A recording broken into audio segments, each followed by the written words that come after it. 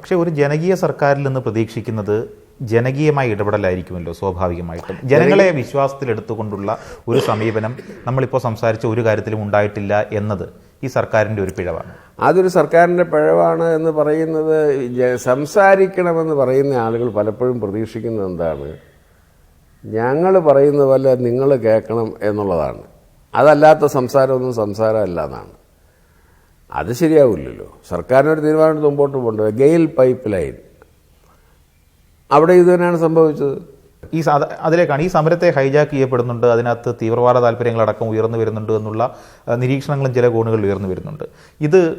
ഇതും സമരത്തെ അടിച്ചമർത്താനും സമരത്തെ തെറ്റായ നിഴൽ വീഴ്ത്താനും വേണ്ടിയൊക്കെയാണെന്നാണ് പല ചർച്ചകൾ ഉയർന്നു വരുന്നത്. എന്തുകൊണ്ടാണ് ഈ വിഷയമൊക്കെ വളരെ ഗൗരവത്തോടെ കൈകാര്യം? അത് ഞാൻ പഠിച്ചിട്ടുള്ള വിഷയമല്ല. പക്ഷേ ഈ സംസ്ഥാനത്തെ പോലീസിൻ്റെ തലപ്പത്തിരിക്കുന്ന ഇപ്പോഴത്തെ ഗവൺമെൻറ്റുമായി വ്യക്തിതലത്തിൽ സൗന്ദര്യപ്പണക്കമുണ്ട് എന്ന് ജനങ്ങൾ വിശ്വസിക്കുന്ന, എൻ്റെ പരിചയത്തിൽ കേരളം കണ്ടിട്ടുള്ള ഏറ്റവും നല്ല പോലീസ് ഓഫീസർമാരിൽ ഒരാളായ സെൻകുമാർ പറയുന്നു ഉണ്ടെന്ന്.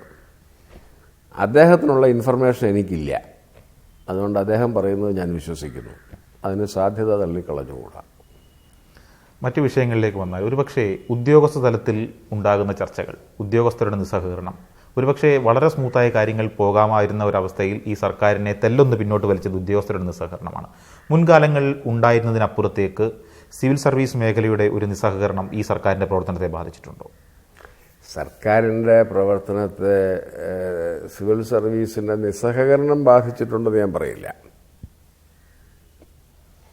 പക്ഷേ സിവിൽ സർവീസിൻ്റെ ആത്മവീര്യം കെടുത്തുന്ന കുറേ നടപടികൾ വിജിലൻസിൻ്റെ ഭാഗത്തു നിന്നുണ്ടായി. അത് വിജിലൻസിൻ്റെ പ്രകടനപരത കൊണ്ട് വന്നതാണ്, അവരുടെ എക്സിബിഷൻസ് കൊണ്ട് വന്നതായത്.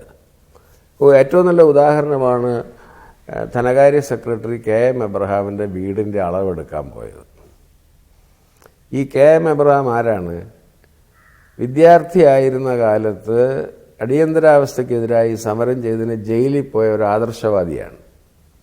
സെബിയുടെ ഡയറക്ടറായിരുന്ന കാലത്ത് ഇപ്പോൾ ജയിലിൽ കിടക്കുന്ന സുബ്രോത്തോ റോയിയെ ജയിലിൽ അയക്കാനുള്ള റിപ്പോർട്ടുണ്ടാക്കിയ ആളാണ്. അതിൻ്റെ പേരിൽ അന്നത്തെ ധനകാര്യമന്ത്രിയായിരുന്ന ഇന്നത്തെ രാഷ്ട്രപതി ഉൾപ്പെടെയുള്ള ആളുകൾ CBIയും ഇൻകം ടാക്സും ഉപയോഗിച്ച് വേട്ടയാടാൻ ശ്രമിച്ചിട്ട് അഗ്നിശുദ്ധി വരുത്തി സർവീസിൽ തുടരുന്ന ആളാണ്. അയാളുടെ പേരിലാണ് ആരോപണം. പോട്ടെ, അതിപ്പോൾ ഇന്നലെ നീതിമാനായിരുന്നയാൾ ഇന്ന് കള്ളനായി കൂടാന്നില്ല എന്നുള്ളതുകൊണ്ട് ആരോപണം വന്നാൽ അന്വേഷിക്കണം, അതിനൊരു ഫ്ലാറ്റ് പോയി അളക്കണം.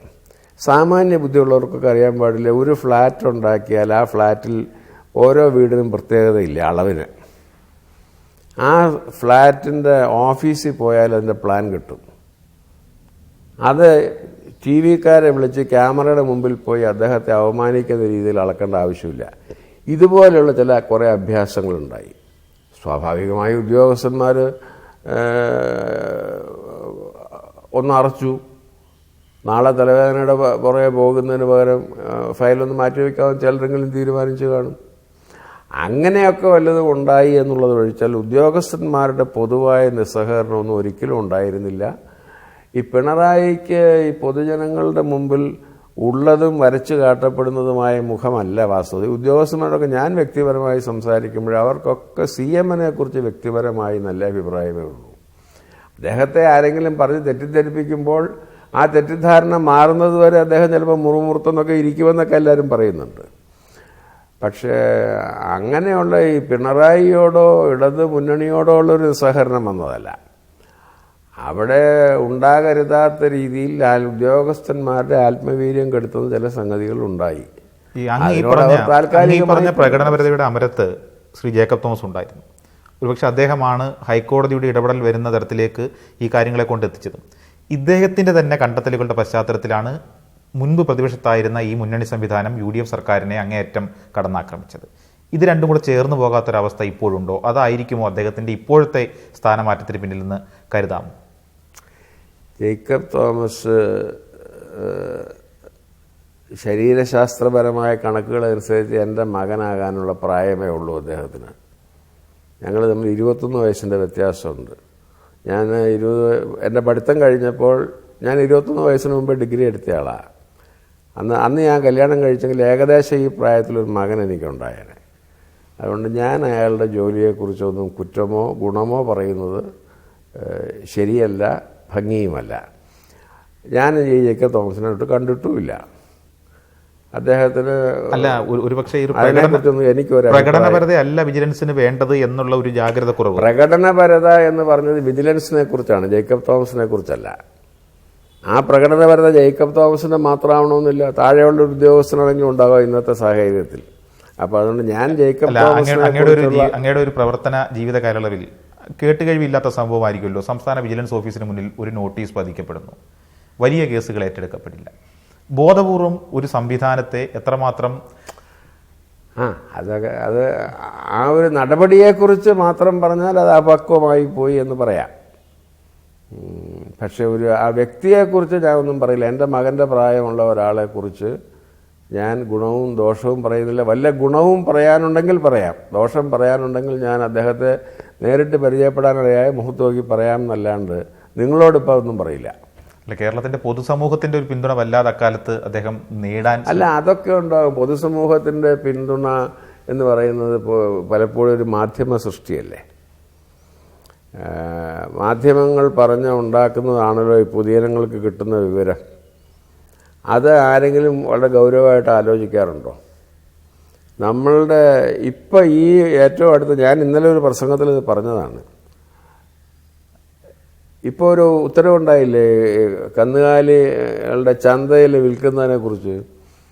ഇത് ഈ സകലമാന മാധ്യമങ്ങളും വായിക്കുന്ന പൊതുജനങ്ങൾ എന്താ വിചാരിക്കുന്നത്? ഇത് മോദി ഉണ്ടാക്കിയ ഒരു ഹിന്ദുത്വ അജണ്ടയുടെ ഒരു പരിപാടിയാണെന്നല്ലേ ധരിക്കുന്നത്. വാസ്തവത്തിൽ അതറിയാവുന്ന ആളുകൾക്കറിയാം, മോഡി പ്രധാനമന്ത്രി ആകുന്നതിന് മുൻപേ സുപ്രീം കോടതിയിൽ വന്ന ഒരു പബ്ലിക് ഇൻട്രസ്റ്റ് ലിറ്റിഗേഷൻ്റെ തുടർച്ചയായിട്ട് വന്നതും ഗോവധവുമായോ ബീഫുമായോ യാതൊരു ബന്ധവും ഇല്ലാത്തതും നമ്മെ സംബന്ധിച്ചിടത്തോളം തൃശ്ശൂർ പൂരത്തിനും അമ്പലത്തിലെ ഉത്സവത്തിനും ആനയ്ക്ക് നെറ്റിപ്പട്ടം കെട്ടുന്നതിന് വെല്ലുവിളി ഉയർത്തുന്നതുമായൊരു സാധനമാണിത്. ഇത് ഒരു മാധ്യമം ഇത് പറയുന്നില്ല. കാരണം ഇതിനകത്തൊന്നും ഒരു സെൻസേഷൻ ഇല്ലല്ലോ.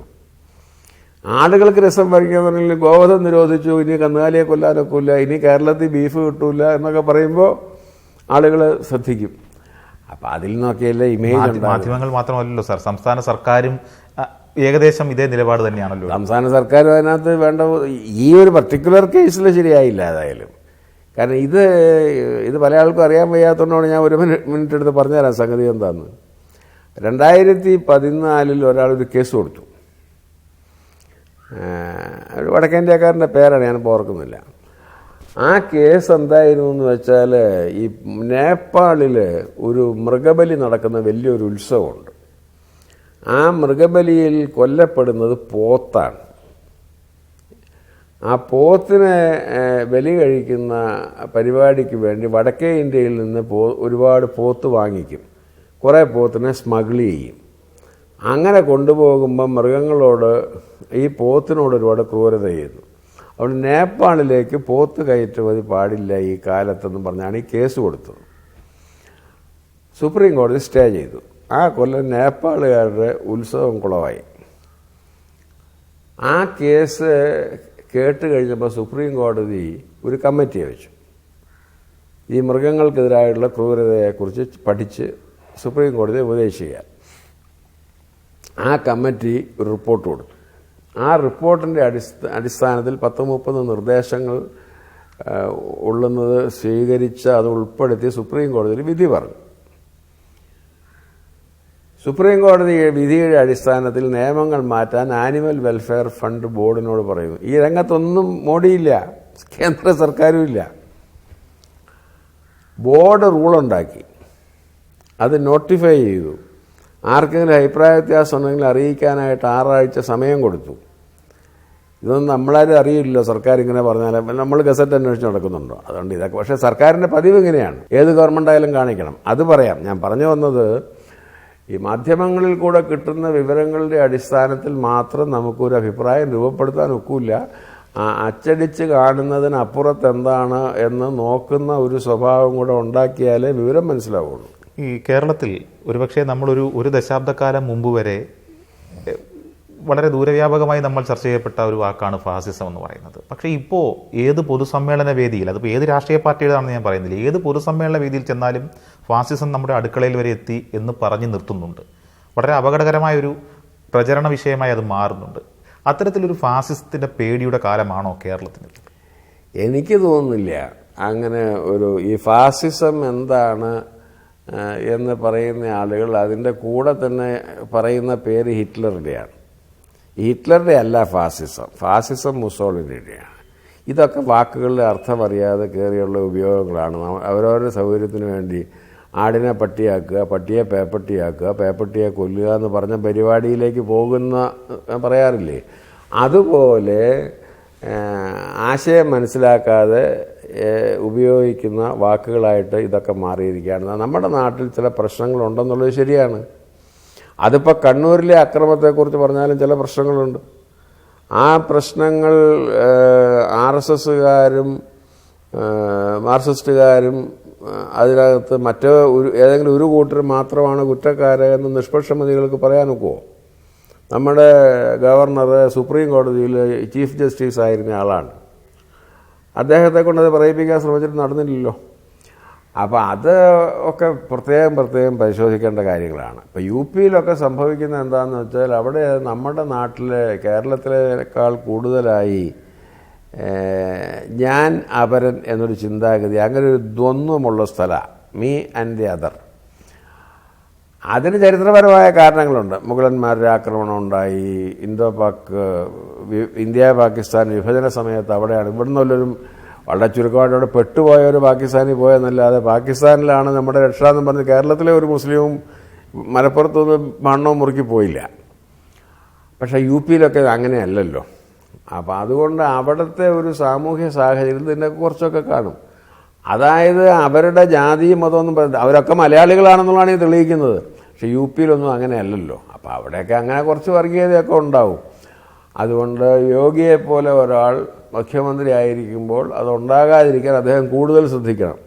ഇപ്പം പിണറായി വിജയൻ്റെ കാലത്ത് ഒരു ബീഫ് കഴിച്ചയാളെ ഒരു ഗോസംരക്ഷകൻ കൊന്നാൽ ഉണ്ടാകുന്നതിനേക്കാൾ വലിയ സംഭാഷണ വിഷയമാകും യോഗി ആദിത്യനാഥിൻ്റെ കാലത്ത് അത് സംഭവിച്ചാൽ.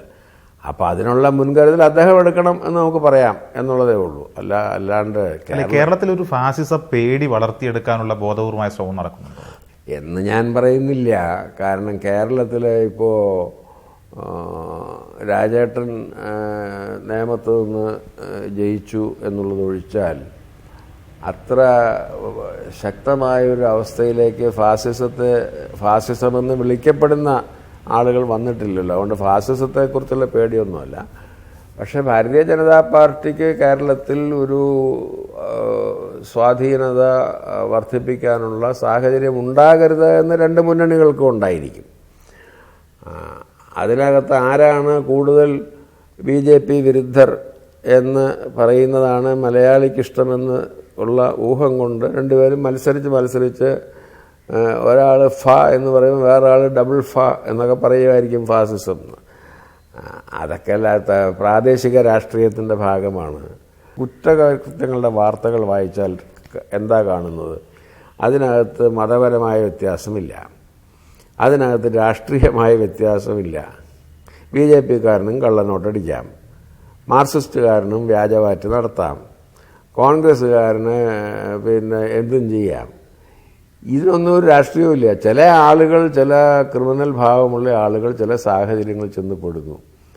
അവരെ ഉൾക്കൊള്ളുന്ന പ്രസ്ഥാനങ്ങൾക്ക് അതിൻ്റെ ചീത്തപ്പേര് കിട്ടുന്നു. ഇതാണല്ലോ അതിൻ്റെ കാര്യം നടക്കുന്നത്.